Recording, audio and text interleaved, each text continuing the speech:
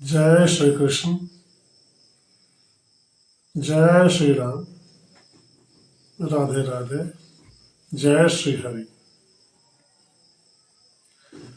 वचनामृत और ज्योतिष विद्या की आज की कड़ी में मैं आप सभी के साथ जुड़कर अपनी कुछ बातें आप सभी के बीच रख रहा हूं। आज प्रबोधिनी एकादशी है, अर्थात भगवान विष्णु हरिशयनी एकादशी आषाढ़ शुक्ल पक्ष एकादशी की तिथि में शयन करते हैं और आज के ही दिन अपनी योग निद्रा का त्याग करते हैं। इन 4 महीनों में सृष्टि के सभी कार्य जो भगवान विष्णु करते हैं वो सारे कार्यभार भगवान शिव संभालते हैं। इस विशेष समयांतराल में हालांकि कोई शुभ कार्य जैसे कि गृह प्रवेश, विवाह, मुंडन इत्यादि नहीं होता है, किंतु पूजा अर्चना, आराधना, व्रत, त्योहार इत्यादि बहुत होते हैं। और आज जब भगवान विष्णु अपनी निद्रा का परित्याग करते हैं, जागृत होते हैं, तो आज से व्रत त्योहार का सिलसिला विराम ले लेता है। आइए बात करते हैं ये हरिशयनी एकादशी, प्रबोधिनी एकादशी के संबंध में कुछ बातें।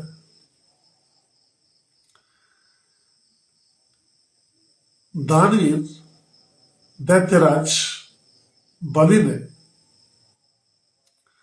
अपनी दानवीरता के कारण इतनी ख्याति अर्जित कर ली थी कि इंद्र को भय हो गया कहीं उनका इंद्रत्व का पद न छीन जाए, राजा बलि ही इंद्र पद के उम्मीदवार न हो जाए।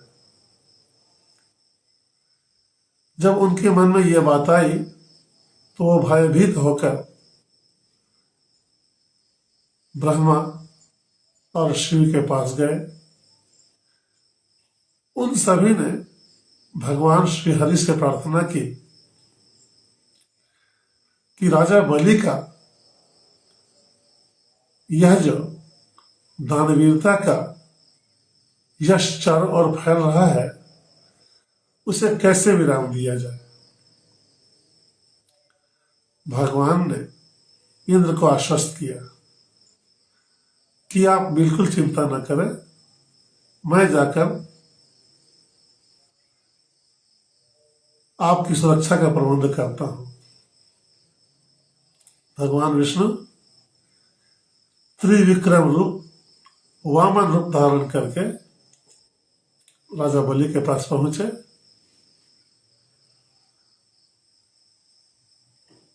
दैत्यराज बलि ने उनसे पूछा, आप की क्या याचना है, आप क्या चाहते हैं। बलि ने कहा, आप मुझसे जो भी मांगेंगे मैं निसंकोच आपको दूंगा। भगवान श्री हरि वामन वेशधारी उन्होंने बलि से कहा, मुझे तपस्या के लिए 3 पग भूमि चाहिए।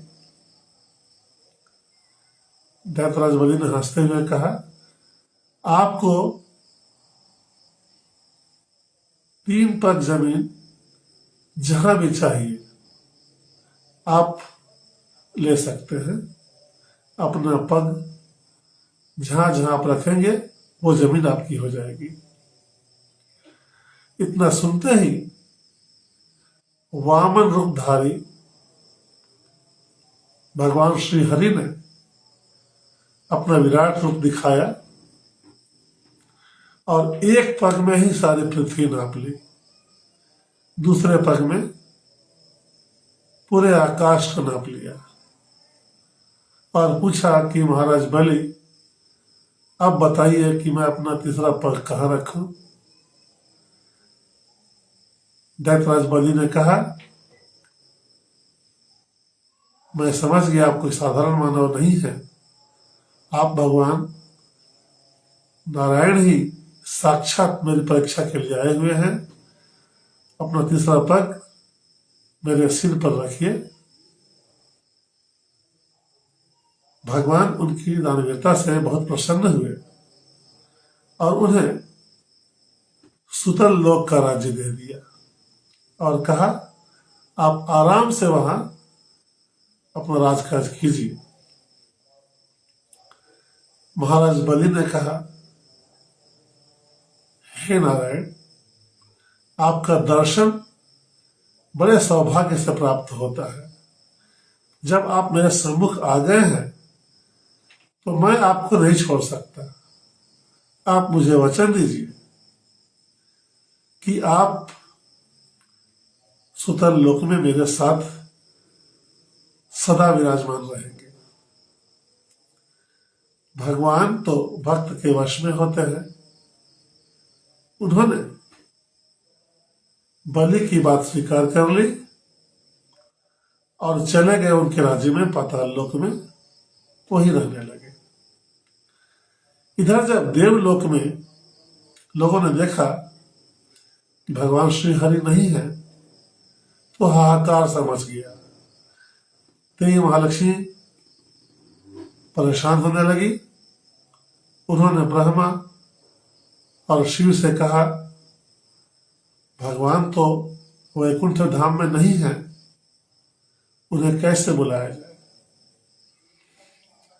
सभी देवी देवता मिलकर महाराज बलि के पास गए। श्रावण शुक्ल पक्ष पूर्णिमा के दिन भगवती लक्ष्मी ने महाराज बलि को रक्षा सूत्र बांधकर उन्हें अपना भाई बनाया और कहा, भ्राताश्री, आप मुझे दक्षिणा के रूप में मेरे पति को वापस कर दीजिए। बलि ने हंसकर कहा, बहन लक्ष्मी, मैं तुम्हारी बातों से बहुत प्रसन्न हुआ। ठीक है, मैं भगवान श्री हरि को छोड़ देता हूं, किंतु एक शर्त मेरी रहेगी कि वर्ष के 4 महीने भगवान सारे कार्य छोड़कर मेरे पास रहेंगे। माता लक्ष्मी ने इस बात को स्वीकार कर लिया। वही हम देखते हैं, आषाढ़ शुक्ल पक्ष एकादशी, हरिशयनी एकादशी के दिन भगवान योग निद्रा में चले जाते हैं और कार्तिक शुक्ल पक्ष एकादशी को वे जागृत होते हैं। अपनी योग निद्रा के पूरे समय अंतराल में वे महाराज बलि के साथ रहते हैं और उनकी सेवा अर्चना का आनंद लेते हैं। आज के दिन का एक और विशेष महत्व है। आज तुलसी विवाह भी है। एक दैत्यराज हुए जलंधर, बड़े ही पराक्रमी थे। उनके पराक्रम का इतना यश फैला कि उनसे देवता भयभीत हो गए। उन्होंने अपनी वीरता से सारे देवताओं को पराजित कर दिया।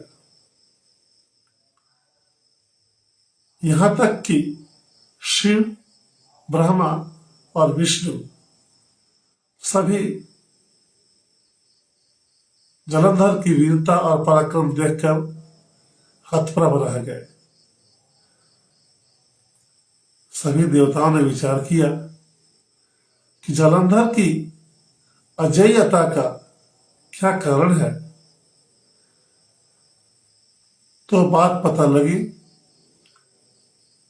कि दैत्यराज जालंधर का जो यह यश है, उसकी जो कीर्ति है, उसके पीछे एक बहुत बड़ा कारण है।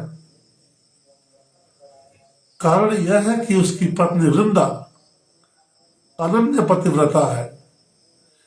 उसका पातिव्रत धर्म इतना महान है कि वह जालंधर को पराजित होने ही नहीं देता है, वही उसकी रक्षा करता है। कोई उपाय नहीं देखकर देवताओं की रक्षा के लिए भगवान विष्णु आगे आए और सबसे पहले जालंधर के दिव्य किले को, उसकी पत्नी के पातिव्रत धर्म को तोड़ा। उधर जालंधर देवासुर संग्राम में व्यस्त था और इधर भगवान श्री हरि विष्णु जालंधर का वेश बनाकर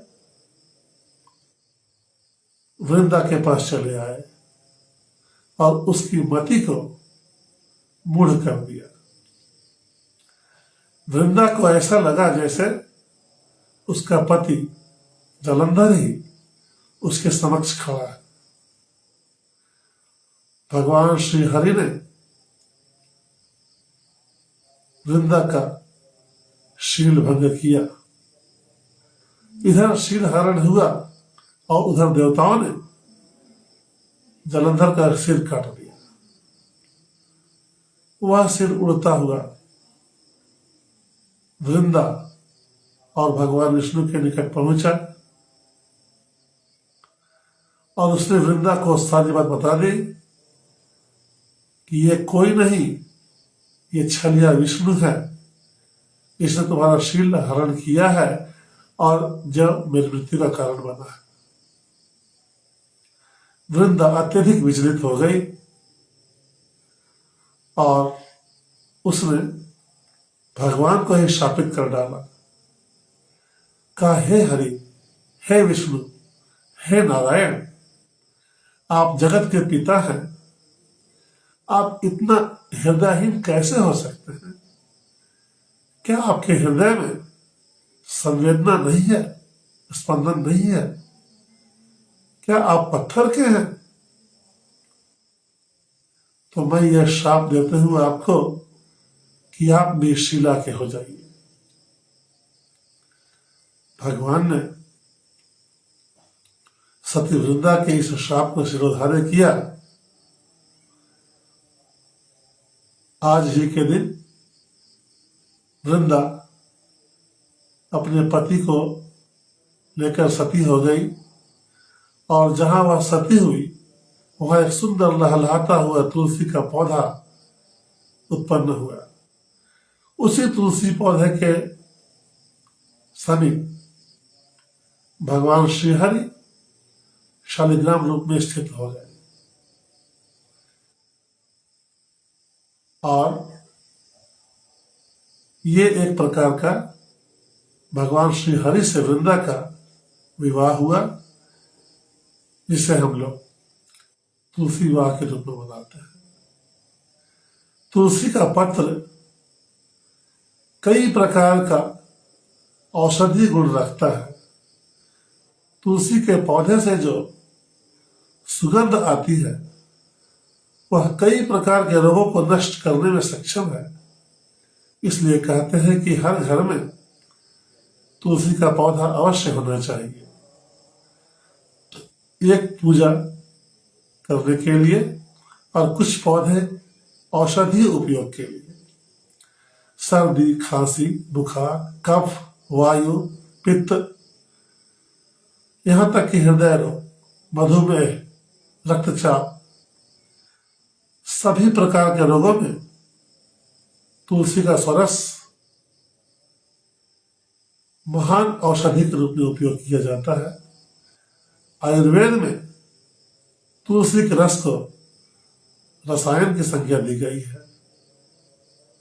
आज के जितने भी एंटीबायोटिक हैं, उन सबसे श्रेष्ठ एंटीबायोटिक जीवरोधी तुलसी का पौधा है, उसका पत्ता है, उसकी मंजरी है। किसी भी पूजा पाठ में, प्रसाद में भोग लगाने के लिए तुलसी के पत्र का प्रयोग होता है। यदि तुलसी के पौधे में जल देकर भगवान सूर्य नारायण को अर्घ्य दिया जाए तो कहते हैं कि व्यक्ति की सारी मनोकामनाएं पूर्ण होती हैं, ग्रह दोषों का शमन होता है। तुलसी की माला पर भगवान विष्णु के नाम का जप किया जाता है। यदि हम देखें तो ग्रहों की शांति के लिए ग्रह जप के साथ साथ उसके जो अधिदेवता हैं उनके नाम का जप भी बहुत लाभ पहुंचाता है। यदि किसी की कुंडली में सूर्य ग्रह खराब हो, नीच का हो, दुर्बल हो, तो भगवान सूर्य नारायण की आराधना करनी चाहिए। इससे उसका दुष्प्रभाव समाप्त हो जाता है और अच्छे फल की वृद्धि होती है। इसी प्रकार चंद्र ग्रह के लिए भगवान शिव की उपासना, मंगल ग्रह की शांति के लिए भगवान हनुमान की उपासना, बुध ग्रह की शांति के लिए गणेश जी की उपासना, बृहस्पति ग्रह की शांति के लिए भगवान श्री हरि विष्णु की उपासना, शुक्र की शांति के लिए माता महालक्ष्मी की उपासना, शनि की शांति के लिए भगवती महाकाली की उपासना की जाती है। राहु और केतु की शांति के लिए नाग देव का पूजन किया जाता है। अप्रत्यक्ष रूप से कहें तो भगवान शिव की आराधना करनी चाहिए। इस प्रकार ज्योतिषीय दृष्टि से भगवत भक्ति और ईश्वर की आराधना श्रेष्ठ फलदायी होती है। कई प्रकार के अरिष्टों को शमन करने में विष्णु सहस्त्र नाम स्तोत्र का बहुत महत्व है। रोग, बीमारी, परेशानी, इनसे मुक्ति के लिए महामृत्युंजय मंत्र का जाप किया जाता है। शताक्षरी गायत्री मंत्र के जाप से भी ग्रह बाधा शांत होती है। ईश्वर की उपासना भी हमारे जीवन को सुख, शांति और समृद्धि देने में सक्षम है। सूर्य की आराधना से हमारा तन सुदृढ़ होता है, स्वस्थ होता है।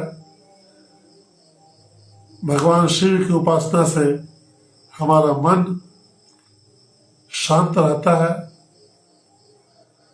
हनुमान जी की उपासना से बल, वीर्य, पराक्रम की वृद्धि होती है। गणेश जी की उपासना से बुद्धि, वाणी और तेज का प्रभाव बढ़ता है।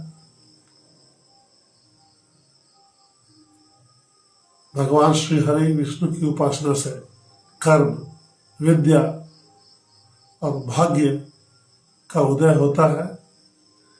भगवती लक्ष्मी की उपासना से सुख, समृद्धि जीवन में मिलती है।